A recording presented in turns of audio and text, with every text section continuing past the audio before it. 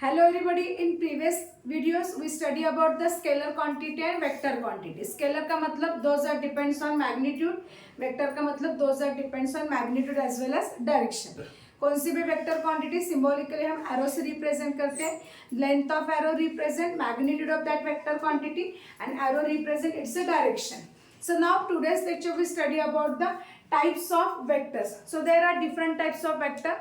So first type is a equal vector.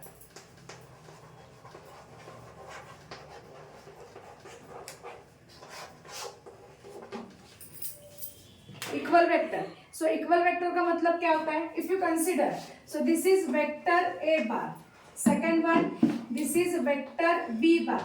These two vectors having some direction as well as these two vectors having some magnitude. So जो भी vector हमने यहाँ पे present किए, so like that. So this is vector A bar and vector B bar. तो ये vector A बार की जो भी लेंथ है वो लेंथ वेक्टर ए बार का मैग्नीट्यूड रिप्रेजेंट करती है. बी बार वेक्टर की जो भी लेंथ है वो वेक्टर बी बार का मैग्नीट्यूड रिप्रेजेंट करती है. तो इसका मतलब इक्वल वेक्टर का मतलब होता है जो वेक्टर, जो दोनों हमने vector A bar B bar consider किए, दोनों का मैग्नीट्यूड सेम होगा और उसका डायरेक्शन भी सेम होगा.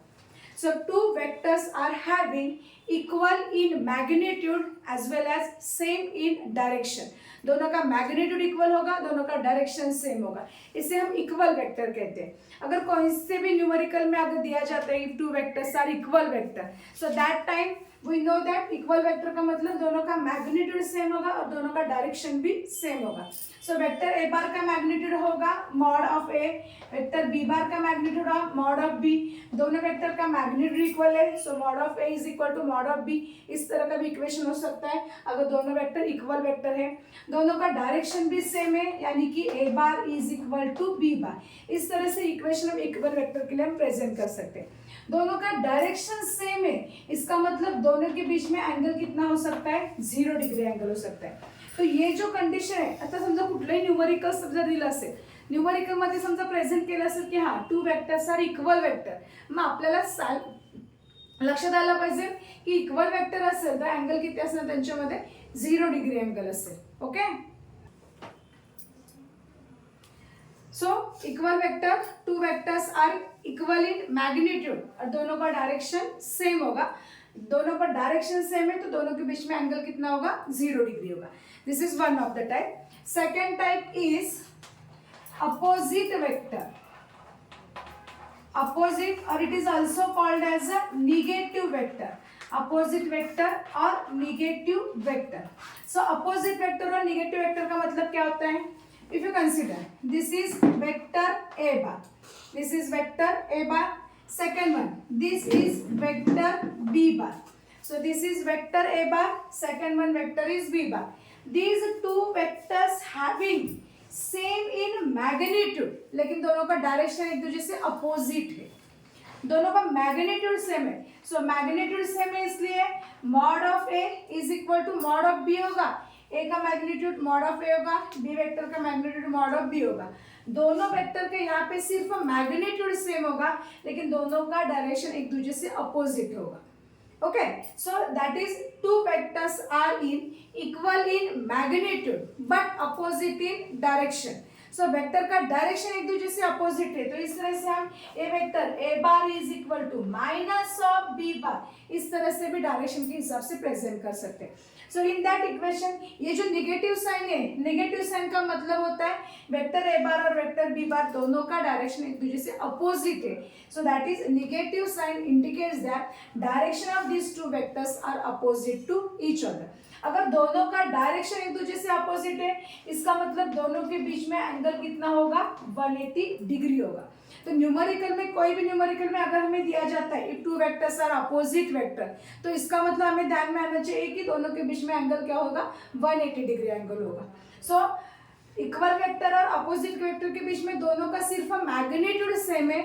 इक्वल वेक्टर के दोनों का डायरेक्शन भी सेम होता है. Opposite that is also called as a negative vector में दोनों का डायरेक्शन एक दूसरे से अपोजिट होता है. So two vectors are having equal in magnitude but opposite in direction. तो दोनों के बीच में एंगल कितना होगा? 180 डिग्री होगा. सो ये दोनों का डायरेक्शन अपोजिट है, निगेटिव साइन से इंडिकेट किया जाता है. So it is also called as a negative vector. So this is second type of vector. Now third type is a parallel vector. Parallel vector. तो पैरेलल वेक्टर का मतलब क्या होता है? For example if you consider this is vector A bar and this is vector B bar. So this vector A bar, second one this is vector B bar. इस दोनों vector में सिर्फ दोनों वेक्टर का डायरेक्शन सेम होता है. Magnitude में भी सेम और डिफरेंट. अगर मैग्नीट्यूड भी सेम होता है तब हम पैरेलल वेक्टर को क्या कर सकते हैं? इक्वल वेक्टर कह सकते हैं. सो पैरेलल वेक्टर में हमें सिर्फ उसके डायरेक्शन के बारे में, vectors are having same in direction, not about any magnitude of these two vector. Okay, so अगर दोनों वेक्टर का मैग्नीट्यूड भी कंसीडर करते हैं, दोनों वेक्टर का मैग्नीट्यूड भी अगर इक्वल होता है तो दोनों वेक्टर का मैग्नीट्यूड इक्वल होने के बावजूद ये पैरेलल वेक्टर इक्वल वेक्टर हो सकता है. तो इस तरह से आप इक्वल वेक्टर को पैरेलल वेक्टर कह सकते हैं, लेकिन पैरेलल वेक्टर को हम इक्वल वेक्टर नहीं कह सकते बिकॉज ऑफ पैरेलल वेक्टर में दोनों का डायरेक्शन सिर्फ सेम होता है, not about any magnitude of that two vectors. So दोनों वेक्टर का डायरेक्शन सेम है तो इसका मतलब दोनों के बीच में एंगल कितना होगा? 0 डिग्री होगा. तो लास्ट टाइम बताया, अगर न्यूमेरिकल के हिसाब से जो भी वेक्टर की कंडीशन दी है उस हिसाब से उसमें दोनों के बीच में कितना एंगल होगा, यह एंगल हमें ध्यान में रखना चाहिए. दोनों वेक्टर का अगर डायरेक्शन सेम होता है दोनों के बीच में एंगल 0 होगा. डायरेक्शन अगर अपोजिट होता है तो दोनों के बीच में एंगल 180 डिग्री होगा. उसी तरह दोनों वेक्टर पैरेलल वेक्टर में दोनों वेक्टर का डायरेक्शन सेम होता है तो इसका मतलब दोनों का डायरेक्शन सेम होने के बावजूद दोनों के बीच में एंगल कितना होगा? 0 डिग्री. यहाँ पे हमने उसके मैग्नीट्यूड के बारे में कुछ भी नहीं माना. So it two vectors are only same in direction, so it is called as a parallel vector. Parallel vector और इक्वल वेक्टर के दोनों के बीच में डिफरेंस कौन सा है? इक्वल वेक्टर में उसका मैग्नीट्यूड भी सेम होता है और डायरेक्शन भी सेम होता है, बट पैरेलल वेक्टर में ओनली उसका डायरेक्शन उसका सिर्फ सेम होता है, मैग्नीट्यूड सेम नहीं होता. Okay, so this is the parallel vector. Fourth वाला टाइप है anti parallel vector.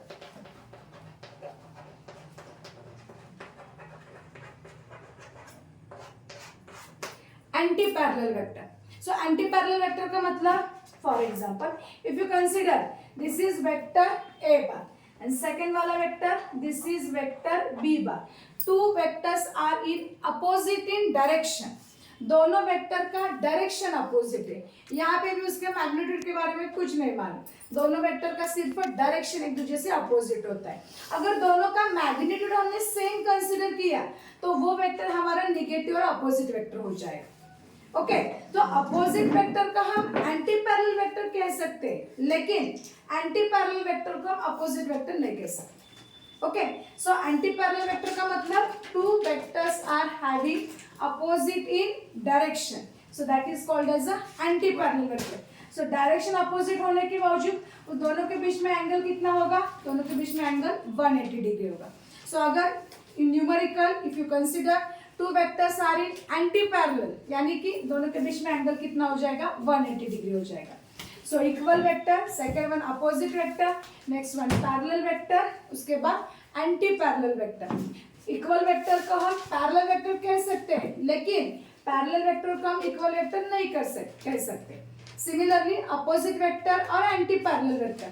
Opposite vector में मैग्नीट्यूड सेम होता है, एंटी पैरेलल वेक्टर में मैग्नीट्यूड के बारे में कुछ भी डिफाइन नहीं कर सकते. तो अपोजिट वेक्टर में उसका डायरेक्शन एक दूसरे से अपोजिट है, एंटी पैरेलल वेक्टर में भी उसका डायरेक्शन अपोजिट होता है. यहाँ पे मैग्नीट्यूड सेम होता है, यहाँ पे मैग्नीट्यूड के बारे में हम कुछ नहीं कह सकते. अगर मैग्नीट्यूड भी सेम होगा तो एंटी पैरेलल वेक्टर को हम अपोजिट वेक्टर कह सकते हैं. So these are the 4 types of vector. Another one is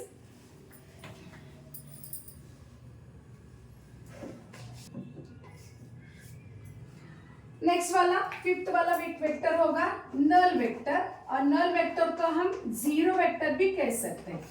null vector यानी कि जीरो वेक्टर. सो फर्स्ट वाला equal vector, opposite vector, opposite vector का दूसरा वाला नाम निगेटिव वेक्टर, उसके बाद parallel vector, then anti parallel vector. So next type is a null vector, that is called as a zero vector. So zero इसका मतलब we know vector quantity represent magnitude as well as direction. तो जो भी vector quantity है उस vector quantity का magnitude zero होगा और जो भी उसका डायरेक्शन है, so vector having zero magnitude in an arbitrary direction, that is called as a zero vector और it is also called as a null vector.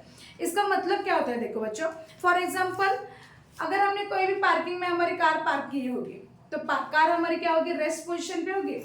Car rest position के होने के बावजूद उसकी वेलोसिटी कितनी हो, if object is at rest position, अगर object हमारा रेस्ट पोजीशन पे तो उसकी वेलोसिटी क्या होती है, जीरो। तो वेलोसिटी जीरो, वेलोसिटी हमारी वेक्टर क्वांटिटी है, तो उस वेलोसिटी वेक्टर क्वांटिटी वेलोसिटी का मैग्नीट्यूड हमारा जीरो होगा। जिस डायरेक्शन में हमने कार पार्क की है उसका जो डायरेक्शन होगा वही डायरेक्शन हमारा कार का होगा, यानी कि वही डायरेक्शन हमारा जीरो वेक्टर का होगा, that is called as arbitrary vectors. So vector having zero magnitude in an arbitrary direction, that is called as a zero vector और नल वेक्टर।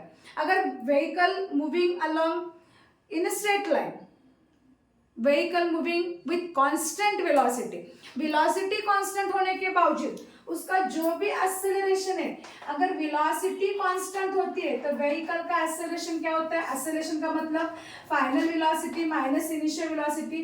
अगर वेलोसिटी कांस्टेंट है तो उसका एक्सेलरेशन क्या होगा, जीरो होगा। तो एक्सेलरेशन का मैग्नीट्यूड जीरो है, यानी कि उसे हम क्या कह सकते हैं, नल वेक्टर, कि उसका मैग्नीट्यूड जीरो। जिस डायरेक्शन में हमारी व्हीकल मूव हो रही है उसका जो भी डायरेक्शन है वही डायरेक्शन हमारा एक्सेलरेशन का हो सकता है।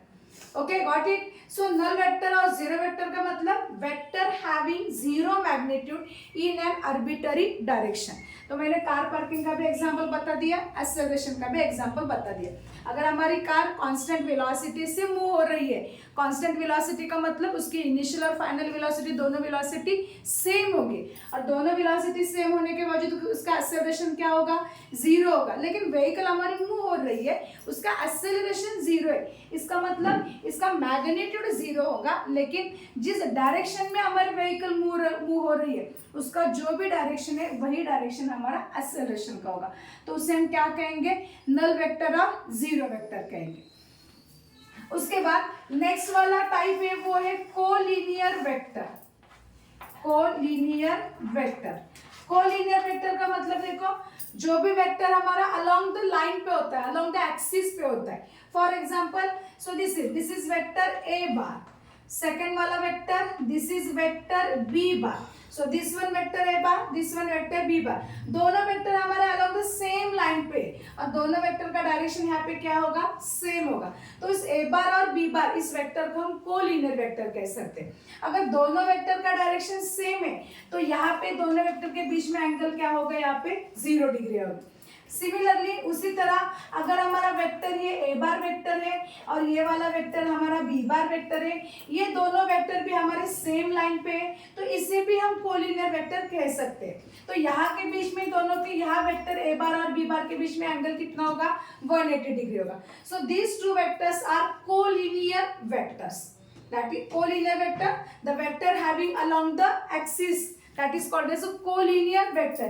इस वेक्टर में एंगल होगा 0 डिग्री, इस वेक्टर में एंगल होगा दोनों के बीच में 180 डिग्री, कोलिनियर वेक्टर कहते हैं। ये सभी वेक्टर के टाइप है जो भी हमारे न्यूमेरिकल में हमें इसका एप्लीकेशन देखना चाहिए। न्यूमेरिकल में अगर दिया जाता है vector is a zero vector, if two vectors are parallel vector, if two vectors are equal vector, उस वेक्टर के टाइप के हिसाब से दोनों के बीच में एंगल कितना होगा और दोनों का मैग्नीट्यूड कितना होगा अगर दिया हो। फॉर एग्जाम्पल अगर इक्वल वेक्टर दिया है तो हमें ध्यान में आना चाहिए कि इक्वल वेक्टर है, इसका मतलब दोनों का मैग्नीट्यूड सेम है, दोनों का डायरेक्शन भी सेम है, उस हिसाब से दोनों के बीच में एंगल कितना होगा, 0 डिग्री होगा। तो जो भी हमने टाइप एक्सप्लेन किए उस हिसाब से उसका कंसेप्ट प्रॉपर अंडरस्टैंडिंग होने के बाद हम उसके न्यूमेरिकल्स में एप्लीकेशन कर सकते हैं। Okay, so null vector, this is collinear vector. उसके बाद आगे वाला वेक्टर है हमारा पोजीशन वेक्टर। पोजीशन वेक्टर का मतलब जो भी हमारी वेक्टर क्वांटिटी है उस वेक्टर क्वांटिटी का हम पोजीशन डिफाइन कर सकते हैं, उसका लोकेशन डिफाइन कर सकते हैं, इसे हम पोजीशन वेक्टर कह सकते हैं। फॉर एग्जांपल अगर हमने यहाँ पे एक्स वाई प्लेन कंसीडर किया, हॉरिजॉन्टल एक्सिस हमारा एक्स होगा, वर्टिकल एक्सिस हमारा वाई होगा। अगर यह दोनों एक्सिस पे अगर हमारा अगर P पॉइंट हमारा x एक्सिस पे होता है तो x एक्सिस पे होने के बावजूद हमारे कोऑर्डिनेट क्या होंगे, x और 0 होंगे। अगर हमारा Q पॉइंट y एक्सिस पे होता है तो y एक्सिस के होने के बावजूद उसका कोऑर्डिनेशन क्या होगा, 0 और y कोऑर्डिनेट होगा। तो ये जो हमारा O टू P है तो O टू P हमारा पोजीशन वेक्टर होगा। तो पोजीशन वेक्टर जो P हमारा P पॉइंट कौन से एक्सिस पे है, x एक्सिस पे, जो भी हमारा x एक्सिस का डायरेक्शन है वही उस P बार वेक्टर का डायरेक्शन भी होगा और उसके कोऑर्डिनेट क्या होंगे, x और 0 होंगे। तो उसी तरह वो OP और सेकंड वाला वेक्टर जो भी हमारा OQ वेक्टर है उसके कोऑर्डिनेट क्या होंगे, 0 और y होंगे। जो भी y एक्सिस की डायरेक्शन है वही डायरेक्शन हमारी Q वेक्टर की भी, Q पोजीशन की भी वही डायरेक्शन होगी। तो उस हिसाब से जो भी हमने पॉइंट कंसीडर किया है, जो भी हमारा वेक्टर है उस वेक्टर का पोजीशन और लोकेशन यहाँ पे हम एक्सप्लेन कर सकते हैं, डिफाइन कर सकते हैं। फॉर एग्जाम्पल दिस इज हमारा हॉरिजॉन्टल एक्सिस x एक्सिस होगा, वर्टिकल एक्सिस y एक्सिस होगा, दोनों का इंटरसेप्ट अगर ओरिजिन होता है। अगर हमने P पॉइंट यहाँ पे कंसीडर किया है तो ओरिजिन से P पॉइंट तक जो भी हमने एरो ड्रॉ किया है तो उससे हम यहाँ का पोजीशन वेक्टर रिप्रेजेंट करते हैं, for example r bar. So OP represent vector r बार यानी कि पोजीशन वेक्टर होगा। तो वो ये जो P बार हमारा है वो P बार वेक्टर हमारा XY प्लेन में होगा। तो XY प्लेन में होने के बावजूद इसके coordinate some points are along the x axis, some points are along the y axis. तो उसका जो भी कोऑर्डिनेट है हमारे, तो x और y एक्सिस दोनों में भी उसके कोऑर्डिनेट होंगे। तो OP को हम क्या कहेंगे, OP is a position vector. तो P पॉइंट का at that instant of time जो भी लोकेशन है, जो भी पोजीशन है वो हम डिफाइन कर सकते हैं। तो इसे हम क्या कहेंगे, पोजीशन वेक्टर करेंगे, वेक्टर कहेंगे। उस हिसाब से उसका जो भी हमारा वेक्टर है उस वेक्टर का लोकेशन और पोजीशन हमें मालूम होता है, इसे हम पोजीशन वेक्टर कहते हैं। उसके बाद लास्ट वाला जो वेक्टर है वो है हमारा यूनिट वेक्टर है, यूनिट वेक्टर। ये वाला वेक्टर सबसे ज्यादा इंपॉर्टेंट है। So focus on mostly unit vector. Unit का मतलब 1 होता है। नल वेक्टर में वेक्टर का मैग्नीट्यूड कितना होता है, 0 होता है। उसी तरह यूनिट वेक्टर में उस वेक्टर का मैग्नीट्यूड 1 होता है। The vector having unit magnitude is called as a unit vector. जिस वेक्टर का मैग्नीट्यूड 1 होता है उसे हम यूनिट वेक्टर कहते हैं। तो यूनिट वेक्टर का सबसे इंपॉर्टेंट फॉर्मूला होता है, सो यूनिट वेक्टर यानी कि यूनिट वेक्टर का formula, so unit vector is equal to vector divided by magnitude of that vector, magnitude of that vector. ये वाला फॉर्मूला ज्यादा इंपॉर्टेंट है।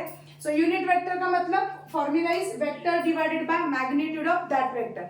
For example if you consider A bar is a vector, so A bar का magnitude क्या होगा, mod of A is a magnitude of vector A bar, और उसका जो भी यूनिट वेक्टर है तो यूनिट वेक्टर हम ए कैप से रिप्रेजेंट करेंगे। So according to this formula unit vector, vector upon magnitude of vector.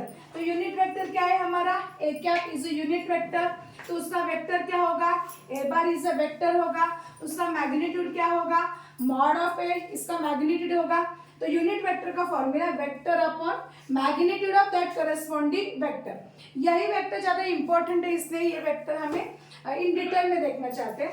तो जो भी हमारा यूनिट वेक्टर है, तो यूनिट वेक्टर फॉर एग्जांपल अगर हमने रेक्टेंगुलर कोऑर्डिनेट कंपोनेंट्स अगर कंसीडर किया, एक्स एक्सिस, वाई एक्सिस और जेड एक्सिस, और तीनों एक्सिस एक दूसरे को परपेंडिकुलर होते हैं। तो एक्स एक्सिस के लिए जो भी हमारा यूनिट वेक्टर है वो आई कैप है, वाई एक्सिस के लिए जो भी यूनिट वेक्टर है वो जे कैप है, और जेड एक्सिस के लिए जो भी यूनिट वेक्टर है हमारा वो के कैप है।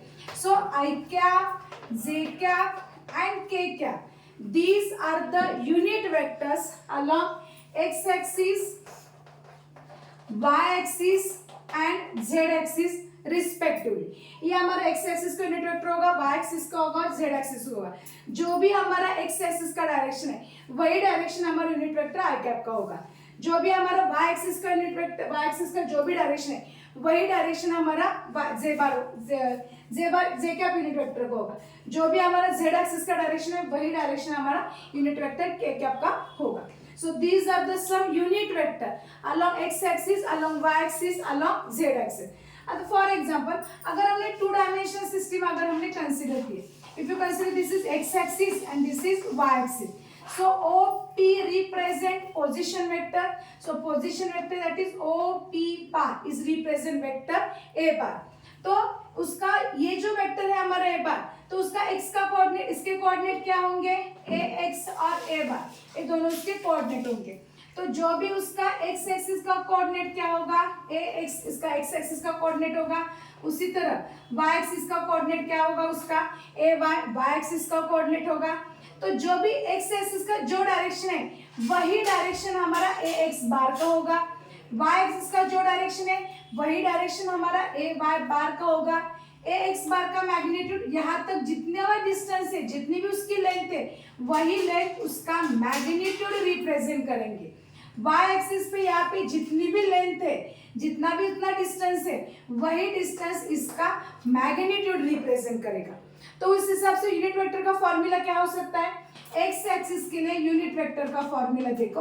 एक्स एक्सिस के लिए यूनिट वेक्टर कौन सा है, एक्स एक्सिस के लिए यूनिट वेक्टर हमारा आई कैप है। उस हिसाब से एक्स एक्सिस का वेक्टर कौन सा होगा, एक्स एक्सिस का वेक्टर ए एक्स बार है और उसका मैग्नीट्यूड क्या है, ए एक्स है। So by using formula unit vector, vector upon magnitude of that vector, तो एक्स एक्सिस के लिए यूनिट वेक्टर कौन सा है, I cap is a unit vector along X axis. उस हिसाब से एक्स एक्सिस का वेक्टर कौन सा है, एक्स एक्सिस का वेक्टर है हमारा ए एक्स बार और उसका मैग्नीट्यूड क्या होगा, मॉड ऑफ ए एक्स होगा। सिमिलरली वाई एक्सिस के लिए, वाई एक्सिस का हमारा वेक्टर कौन सा है, यूनिट वेक्टर वाई एक्सिस का हमारा J cap is unit vector along Y axis है। तो वाई एक्सिस का वेक्टर कौन सा है, वाई एक्सिस का वेक्टर हमारा ए वाई बार, ये वाई एक्सिस का वेक्टर है और उसका मैग्नीट्यूड क्या होगा, उसका मैग्नीट्यूड ए वाई होगा। उसी तरह जेड एक्सिस के लिए, जेड एक्सिस के लिए उसका वेक्टर कौन सा है, जेड एक्सिस का के कैप, अगर 3 डायमेंशनल कोऑर्डिनेट सिस्टम होती है तो जेड एक्सिस के लिए यूनिट वेक्टर कौन सा होता है, के कैप होता है।